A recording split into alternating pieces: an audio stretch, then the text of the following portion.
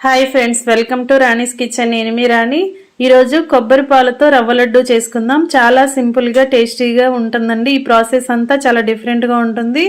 వీడియోని ఫస్ట్ నుంచి లాస్ట్ వరకు చూడండి. మీ అందరికీ కూడా ఈ లడ్డు రెసిపీ అనేది బాగా నచ్చుతుందండి. ఇంకా ప్రాసెస్లోకి వెళ్ళిపోదాం. ముందుగా 1 కప్పు కొబ్బరి ముక్కలు తీసుకోండి, పచ్చి కొబ్బరి ముక్కలు. వీటిని మిక్సీ జార్లో వేసుకోండి. ముందుగా నీళ్ళు అనేవి ఏమీ యాడ్ చేయకుండా బరకగా గ్రైండ్ చేయండి.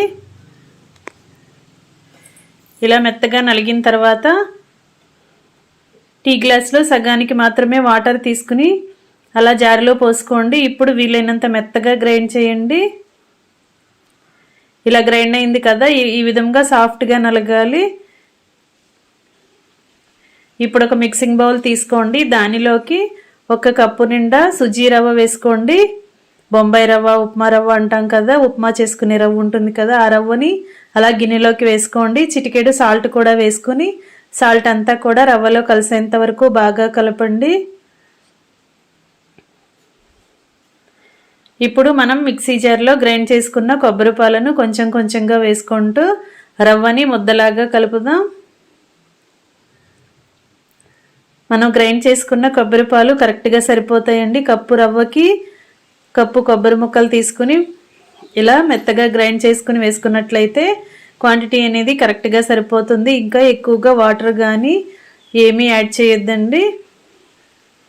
ఈ విధంగా కలిపిన తర్వాత పిండి అంతా కూడా ఇలా ముద్దలాగా సాఫ్ట్గా వస్తుంది. మనం కలిపినప్పుడు వెంటనే చూసినట్లయితే ఇలా మెత్తగా సాఫ్ట్గా కనిపిస్తుంది. కానీ ఒక 10 నిమిషాలు పక్కన పెట్టండి. ఇలా మూత పెట్టుకుని నానబెట్టుకున్నట్లయితే పిండి అంతా కూడా రవ్వంతా కూడా కొబ్బరి పాలను బాగా పీల్చుకుని ముద్దలాగా వస్తుంది. ఈ విధంగా గట్టిపడుతుందండి.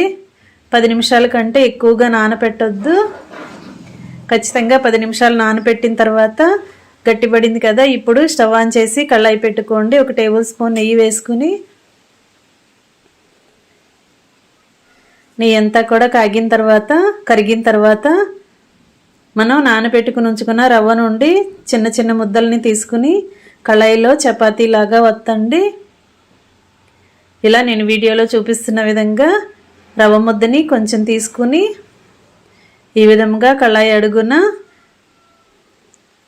కళాయి సైజును బట్టి చపాతీలాగా స్ప్రెడ్ చేయండి. మరి మందంగా కాకుండా కొంచెం పల్చగానే స్ప్రెడ్ చేయండి.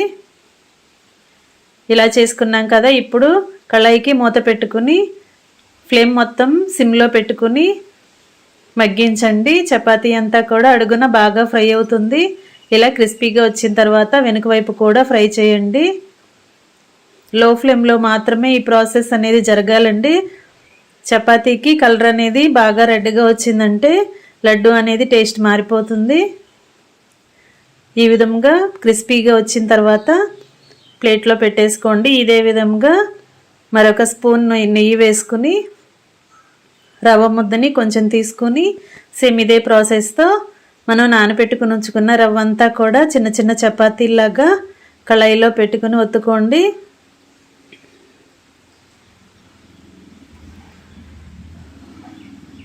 డీప్ ఫ్రై చేయాల్సిన పని లేకుండా చాలా సింపుల్గా తక్కువ ఖర్చుతో తక్కువ టైంలో కుక్ చేసే ప్రాసెస్ అండి ఇది. చాలా చాలా బాగుంటుంది రవ్వ లడ్డు మాత్రం. దీనిని కూడా ఒకవైపున ఫ్రై అయిన తర్వాత అడుగున ఫ్రై అయిన తర్వాత వెనుక వైపు కూడా టర్న్ చేసుకుని 2 వైపులా ఈవెన్గా ఫ్రై చేసుకోండి. మూత పెట్టుకుని లో ఫ్లేమ్లో మగ్గించినట్లయితే చపాతీ క్రిస్పీగా వస్తుంది. ఈ విధంగా మనం నానబెట్టుకుని ఉంచుకున్న రవ్వ అంతా కూడా చిన్న చిన్న చపాతీలాగా ఒత్తుకుని ఒక ప్లేట్లోకి తీసుకోండి. ఇవి బాగా చల్లారిన తర్వాత నెక్స్ట్ ప్రాసెస్ చూద్దాం. ఇప్పుడు మిక్సీ జార్ తీసుకుని మనం చేసుకున్న చపాతీలని చిన్న చిన్న ముక్కలుగా చేసుకుని జార్లోకి వేసుకోండి. చపాతీ బాగా చల్లారిన తర్వాత ఇలా చేసుకోండి. జార్కి మూత పెట్టుకొని గ్రైండ్ చేద్దాం. బాగా రవ్వలాగా వచ్చేయాలండి, పౌడర్ లాగా వచ్చేయాలి. అంతవరకు కూడా గ్రైండ్ చేయండి. ఇలా గ్రైండ్ అయిన మిశ్రమం అంతా కూడా గిన్నెలోకి వేసుకోండి. ఇలా రవ్వలాగా పొడి పొడిలాడుతున్నట్లుగా రావాలి. ఈ విధంగా చేసుకోండి.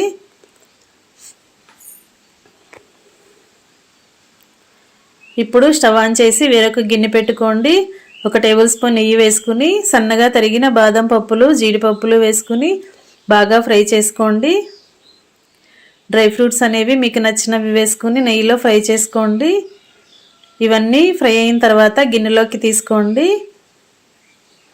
ఇదే కళాయిలోకి ఇంకొక టేబుల్ స్పూన్ నెయ్యి వేసుకుని మనం గ్రైండ్ చేసుకున్న రవ్వ మిశ్రమం అంతా కూడా అలా వేసేసుకుందాం.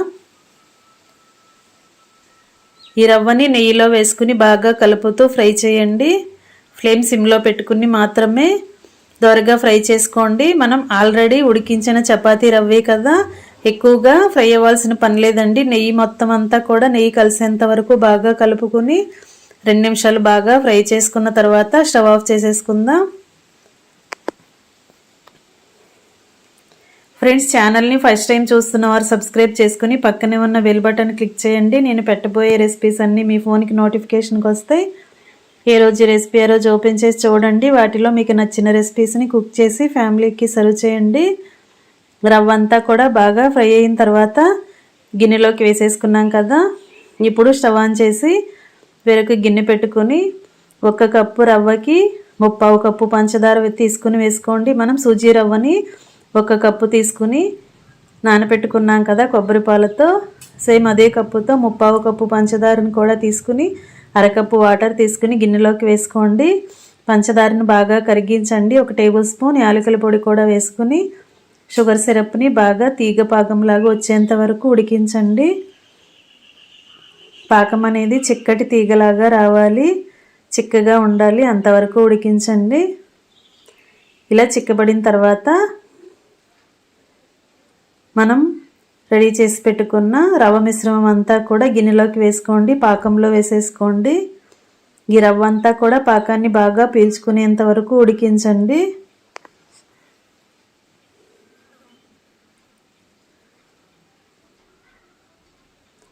పాకానికి రవ్వ మొత్తం పట్టేంత వరకు బాగా గరిటెతో కలుపుకుని స్వీట్ అంతా కూడా ముద్దలాగా దగ్గరగా ఉడికేంత వరకు ఉడికించండి. మనం కొంచెం రవ్వను తీసుకుని ఉండ చుట్టినట్లయితే ఇలా రవ్వ ఉండ అనేది కరెక్ట్గా రెడీ అయ్యింది కదా. ఇంతవరకు కూడా ఉడికించి స్టవ్ ఆఫ్ చేసుకోండి. స్వీట్ అనేది కరెక్ట్గా ఉడకకపోతే మనం లడ్డూ చేసుకునేటప్పుడు పొడి పొడిలాడుతూ వస్తుందండి, లడ్డూలాగా రాదు. లడ్డూలాగా వచ్చింది అంటే స్వీట్ అనేది రెడీ అయిపోయినట్లే. స్టవ్ ఆఫ్ చేసుకుని అదంతా కూడా గిన్నెలోకి వేసుకుని గరిటెతో బాగా చల్లారనివ్వండి. ఇలా చల్లారి పెట్టండి. బాగా చల్లారిన తర్వాత గరిటె పక్కన పెట్టేసుకుని కొంచెం కొంచెంగా రవ్వ ముద్దని తీసుకుని మనకి కావాల్సిన సైజులో లడ్డూలు చేసుకుందాం.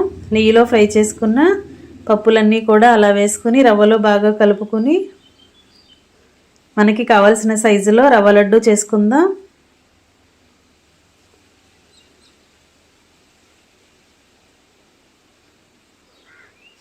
ఈ విధంగా లడ్డూని రెడీ చేసుకుని ప్లేట్లో పెట్టుకోండి. ఇదే విధంగా మిగిలిన రవ్వని కూడా మనకి కావలసిన సైజులో లడ్డూలను చేసుకుని ప్లేట్లో పెట్టుకోండి. ఫ్రెండ్స్, ఈ లడ్డు అనేది చాలా జ్యూసీగా చాలా బాగుంటుంది. ఎప్పుడూ చేసుకునే రవ్వ లడ్డు కాకుండా ఈ ప్రాసెస్తో ఒకసారి మీరు కూడా ట్రై చేసి చూడండి. మీ అందరికీ కూడా నచ్చుతుంది. చాలా సాఫ్ట్గా జ్యూసీగా చాలా కమ్మగా ఉండే రవ్వ లడ్డు రెడీ అయిపోయిందండి. మీ అందరికీ కూడా ఈ వీడియో నచ్చినట్లయితే మీరు కూడా కుక్ చేసి ఫ్యామిలీకి సర్వ్ చేయండి. ఛానల్ని ఫస్ట్ టైం వాచ్ చేసిన వారు సబ్స్క్రైబ్ చేసుకుని పక్కనే ఉన్న బెల్ బటన్ క్లిక్ చేయటం మాత్రం మర్చిపోకండి. ఈ రెసిపీని మీ ఫ్రెండ్స్కి ఫ్యామిలీ మెంబర్స్కి కూడా షేర్ చేయండి. మరొక రెసిపీతో మళ్ళీ కలుద్దాం. Thanks for watching. నేను మీ రాణి.